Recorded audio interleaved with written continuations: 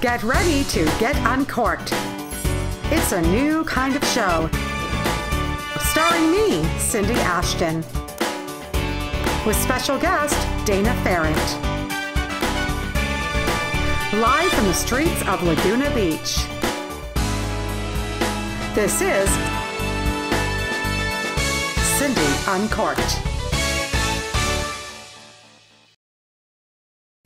Dana Ferrant is here, and she is going to tackle the ugly side of the self-help world. She is my personal life strategist and healer and has done amazing things with my body in terms of helping me heal from heart surgeries and abdominal surgery, and she is so wise beyond her years. And let's just bring her on. Hello, Dana. Hi, Cindy. Hello. Hello. All right, New Year's is here, and everyone's excited and they're pumped because they're making resolutions and they're making goals and they're going out and they're going after their dreams. And this is dangerous. Very. Why is it dangerous? Well, this is the time that people are ripe to be plucked by the gurus who just want to take their money. Ah, them. Them. Yes, because the gurus who are just after your money are going to come along and they're going to suck you into this plan of like, yes, we can make you millions of dollars, you know, 6 figures in 60 days, or, you know, some other plan that you're going to lose 100 pounds in 2 months, right? Or 2 days. Or 2 days. Or 2 seconds. Right, because a Take year the is magic too pill. long. Take the magic pill. You're promised these quick fixes and grandiose schemes. So everybody is pumped up. They're making goals. They're making resolutions. They're going out. They're hiring people. They're taking new programs. And this is all dangerous because... Well, the big trap here, Cindy, is that people go after these programs because they think there's something wrong with them. And they go after a program, and then that doesn't solve it because they still feel wrong, or they're told that they need the next program to fix the next piece. And they're sold these wonderful, grandiose ideas of, you know, hey, make 6 figures in 60 days with little work, or, you know, make full-time money on part-time work. And we're sold all of these dreams. And the danger is that because we think that we're broken, we think that we're wrong, we hand all of that power over to the guru, to the person who is setting themselves up to be this, you know, expert. And we're handing it over and handing it over. But in the meantime, we're not really changing anything except handing over all of our money.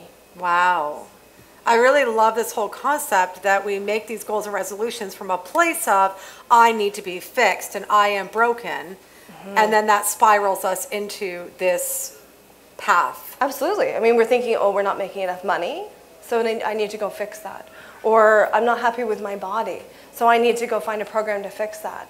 And it really is, it's constantly coming from this place of what's wrong with me, instead of finding that power inside and finding that love and acceptance of who we are at the core.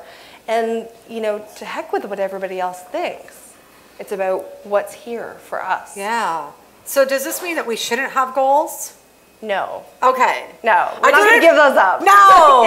So let's get a little clearer then of what is the difference between having a goal and needing to be fixed and not. Right. So if you are, the best example I have is an Olympic athlete. An Olympic athlete has goals. Right? So let's say you're really good at, you know, the 100-meter sprint. You know, if you're up at the Olympics, you are top of your game. So it's not that you're broken, but you're going to work with a coach. You're going to work, you know, to improve your time because the whole game is based on improving your time. But it's not from this place of I'm broken and I need to be fixed. It's how do I push myself to be an even better human being or a better performer or a better speaker or better whatever. Right. And so it's from that place of wholeness. Wholeness. Versus in a place of desperation or struggle or need. So when we talk about the ugly side of the self-help world, so there's people going after goals from a place of needing to be fixed because I'm broken. And then those who are from wholeness and self-acceptance from a much more positive space. So what then is the ugly side of the self-help world? So I know you and I have had discussions about this in the past. So the unfortunate thing is that a lot of the people who are leading the self-help world see all of these people who are desperate to change things, who are desperate to fix Yeah. whatever they've decided their problem is, and they buy into that fear.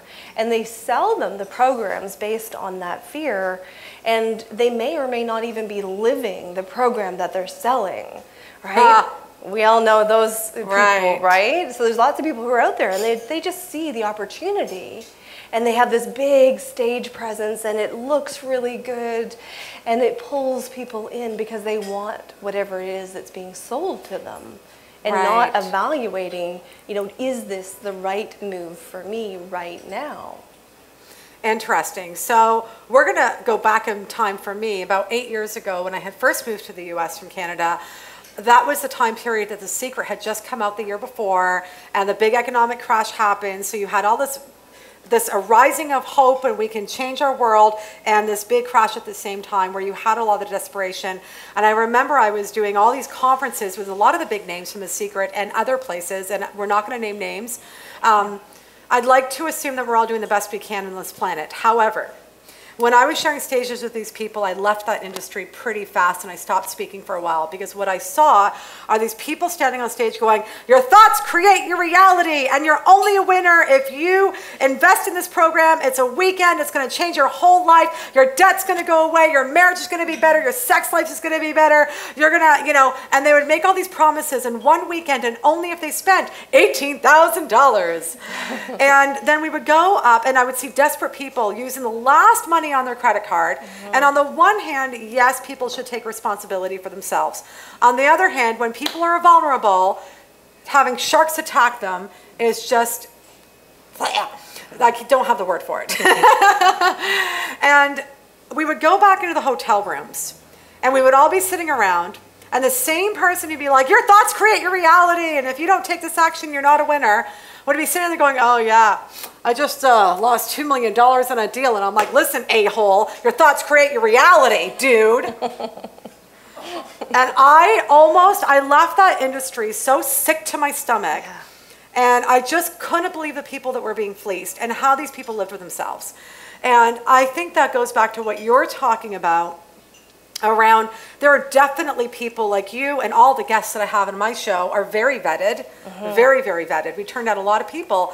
But there's a lot of people out there like you and my guests who are amazing and in integrity and really about the client and helping. But there's a whole other, you know, Shark Tank, not the TV show, out there that's really taking advantage. Absolutely, and it's really sad. And yeah. And I come back to, you know, the reason they can take advantage is that we have this underlying belief that we're wrong, that we can't possibly be the expert, and somebody else outside of us, whether it is the gurus or God or something else outside of us, has the answer. Yeah. All right, so we're going to take a commercial break. Everybody, after commercial, we're going to get uncorked at our live from the streets. Excited to see what our people have to say about gut feelings and all that jazz. We'll see you after the break. Okay, very interesting answers. Love the variety happening. So, Dana, back to you. I am very curious now of how can you tell the difference, because you do have goals, you do have dreams, you want to go after those, but you also don't want to be investing in the snake oil people versus the people who are in integrity and can truly help you. So start to help us navigate what that's going to look like for us. Absolutely. So the first thing that I do with my clients is to help them to start to tune into your intuition. And I love to get people to get to know what your internal body compass is. And what I do is I give you some questions, right? And what I want you to do is just tune into what the feeling or the sensation is in your body. I'm going to ask you 2 questions. Okay. And all you're going to do is just compare how it feels in your body. Cool. Okay. Can the viewers take place? Absolutely. Or take part? Okay, cool. Absolutely. All right, yes. let's play. Please play along. Yes. Yay. So we're going to do 2 extreme questions. Okay. All right. And the first version is, are you an infinite being? And you just notice how that feels in your body, right? And if you don't like that phrasing, if the viewers don't, you know, identify with infinite being, then use your name. You know, so is your name Cindy? And then we go the other side. Are you a finite pile of crap? Ooh, the minute you said that, did you all notice, we have a live audience here, did you all notice what happened to my body language? Yeah. I went, ooh. Right. Yeah. So now you have a sense of what is true for you and what is false for you. So what you're saying is that with these questions, our body always knows, and it is a muscle we have to develop, I'm assuming. Absolutely. Yeah, okay. So having said that, what you're saying is that when we're looking at different programs or gyms or foods to eat or money to invest in or whatever, then it's about, does this feel light or heavy? Or does this, oh, how would this feel for me to join this gym? And if your body goes, or how would this feel to invest in this program? Oh, so it's really starting to get tuned in and possibly doing this all the time. Yeah, and I highly recommend to people, start out with things that really don't matter, right? Okay. Should I take this route to work or should I take this route to work? So you have no attachment to it. No attachment to it, yeah. Do I wear this shirt today or this shirt today? Now, if you're going to be on camera, you're going to have some attachment to it, but if you're just going to the gym, you're probably not going to have any attachment to what shirt you wear, right? And so then you start to develop that muscle. It also starts to train your brain in the idea of, I'm going to follow it.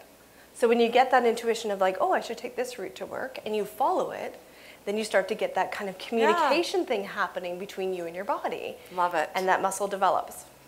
And then when it comes to bigger things, when there's money on the line, which most people have a, kind of attachment to. Right, or some kind of a big decision like, do I get divorced or don't I get divorced? Right. Yeah. Should I have children or not have children? Yes. Little things. Then you're going to have some training in place and something to compare it to. All right, so one of the things that we've talked about is how people get into a perpetual cycle.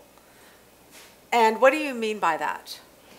So the loop that happens is that we believe that we're broken. We believe that somebody else has the answers. And so we go to a program or we go to a class. Right. And then when we're there, we may feel a little bit better in the class, but then we leave and we still feel that we're broken and we need help. And so we look for another program and we look for another guru and we look for somebody else to give us the answers. So it's never enough. Never ending, never enough. So one of the things that I love about you that I discovered when I first met you is that you're a dominatrix. Yes. Bring out the whips and chains, baby. Okay, you got to show the shoes because they're very dominatrix-like. We're just going to put your feet on my lap. Relax. Okay. Okay, so we're just going to hang out together. Okay, I'm kidding. Get up. All right, you're not my type. Although you're super cute.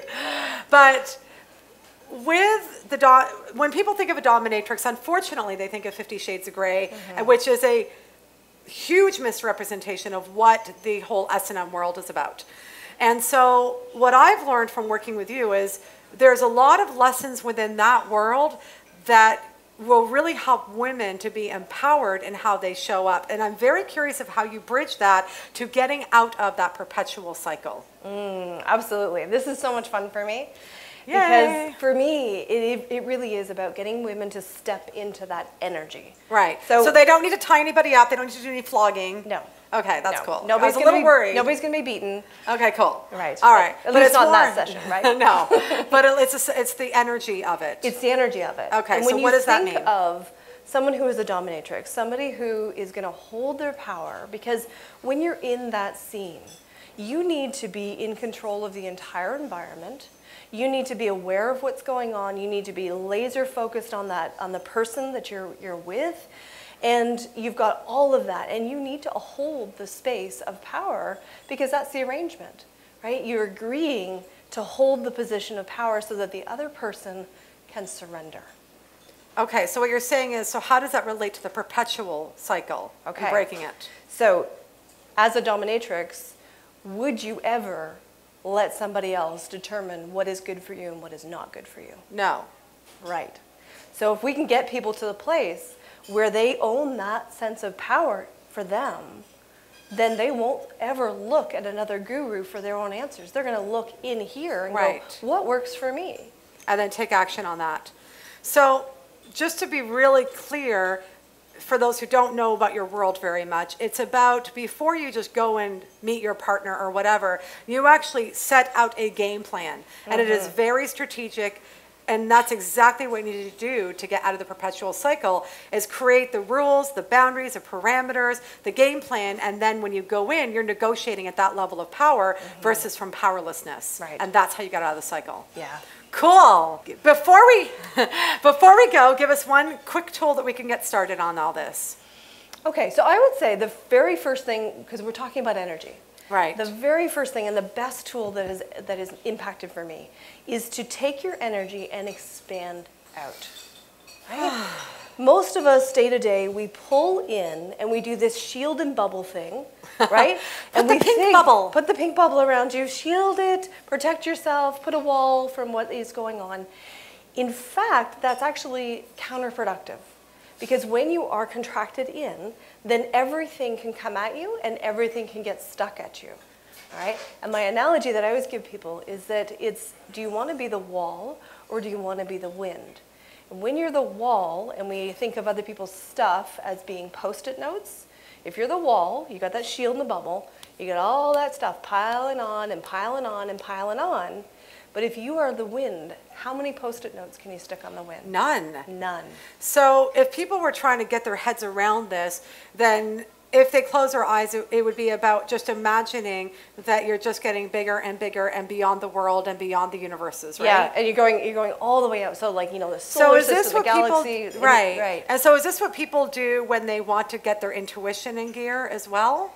Yeah, everything that you do from an expanded place, you're going to have more awareness of what's going on. Oh, you're going to have more information. If you believe in the universe or God, you're going to have a more direct channel to that information. Right, because you don't have everything squishing and keeping you suffocated. You're out in the free wind riding through the meadows. Yes. There you go. Very good. All right, so I love your daily emails. They are so empowering and they're like 30 seconds to read and then gets my mind in the right space. So tell us where we can find you and your daily emails. Awesome. Yes. So DanaFerrant.com is my website. Perfect. And there's the daily emails and there's lots of other great freebie goodies that people can check out. Yay! Thanks so much for being on the show. Oh, thank you, Cindy.